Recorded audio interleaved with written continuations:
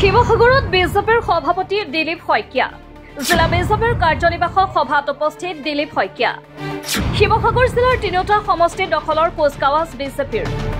শিৱসাগৰত আজি জিলা বিজেপিৰ কাৰ্যনিৰ্বাহক সভা অনুষ্ঠিত হয় সভাত অংশগ্ৰহণ কৰিবলৈ শিৱসাগৰত উপস্থিত হয় ৰাজ্যিক বিজেপিৰ সভাপতি দিলীপ শইকীয়া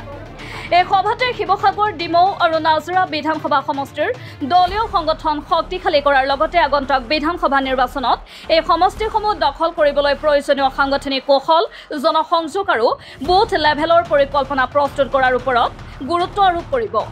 এই বিষয়ে সংবাদ মাধ্যমৰ আগত মন্তব্য কৰি সভাপতি দিলীপ শইকীয়াই কয় আগন্তুক নিৰ্বাচনত শিৱসাগৰ জিলাৰ তিনিটা সমষ্টি কেনেকৈ জিকিব পাৰি তাৰ ওপৰতে বিতং আলোচনা কৰা হয় আনহাতে প্ৰধানমন্ত্ৰী নৰেন্দ্ৰ মোদী নেতৃত্বাধীন কেন্দ্ৰীয় চৰকাৰৰ 11 বছৰীয়া উন্নয়নমূলক কাম-কাজসমূহ কিদৰে ৰাজ্যৰ মাজলৈ নিব পাৰি সেই বিষয়টো বিশেষভাৱে চৰ্চা কৰা হয় বিজেপিৰ জিলাস্তৰীয় নেতাসকল মণ্ডল পৰ্যায়ৰ কাৰ্যকৰ্তাসকল মহিলা মৰ্চা যুৱ মৰ্চা তথা অন্যান্য নেতাসকলেও সভাত অংশগ্ৰহণ কৰে সভাত জিলাৰ বৰ্তমানৰ ৰাজনৈতিক পৰিস্থিতি স্থানীয় সমস্যাবোৰ ভোট সংগ্ৰহৰ কৌশল আৰু শক্তিশালী বুথ ব্যৱস্থাপনা আদি বিষয় সন্দৰ্ভতো আলোচনা কৰা হয় আমাৰ অসমৰ ঐতিহাসিক চহৰ শিৱসাগৰত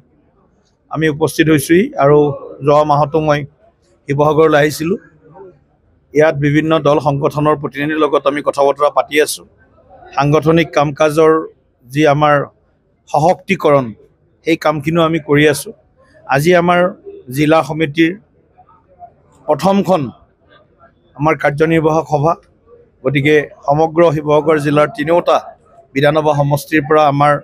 জ্যেষ্ঠ আত্মীয় সকলো কাৰ্যকৰ্তা ইয়াত উপস্থিত থাকিব আৰু আমি আগন্তুক সমাগত বিধানসভা নিৰ্বাচনৰ পৰিপ্ৰেক্ষিতত আমি আমাৰ সংগঠন তৃণমূল পৰ্যায়ত বুথ পৰ্যায়ৰ পৰা কেনেদৰে শক্তিশালী কৰিব পাৰোঁ তাৰ গোটেই কথাখিনি তাৰ ৰোডমেপ আমি আজি আমাৰ বৈঠকত আলোচনা কৰিম আৰু শিৱসাগৰ যি আমাৰ সাংগঠনিক ভেটি এই ভেটিটো ইতিমধ্যে শক্তিশালী কিন্তু আৰু শক্তিশালী কৰি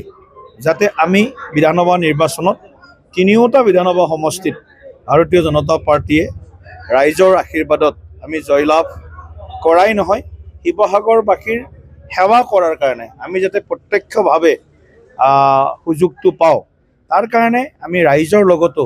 এটা প্ৰত্যক্ষ সম্পৰ্ক স্থাপনৰ কাৰণে আমি আগবাঢ়িছোঁ আৰু অহা মাহত আমাৰ বিভিন্ন কাৰ্যসূচী আছে তাৰ লগত এইবাৰ অহা মানে আজিৰে পৰা আমাৰ প্ৰধানমন্ত্ৰী শ্ৰদ্ধেয় নৰেন্দ্ৰ মোদী ডাঙৰীয়াৰ যি 11 বছৰ সেৱা সুশাসন আৰু গৰীব কল্যাণ এই যে আমাৰ সংকল্প সেই সংকল্পক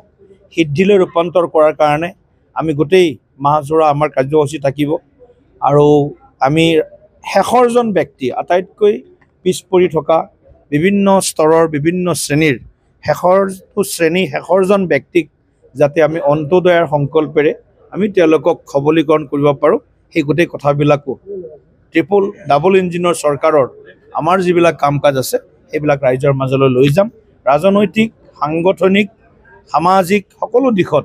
আমি আমাৰ সংগঠন শক্তিশালী কৰাৰ কাৰণে আমি চেষ্টা কৰি আছোঁ শিৱসাগৰৰ পৰা ফৰিদ আলীৰ ৰিপৰ্ট MV লাইভ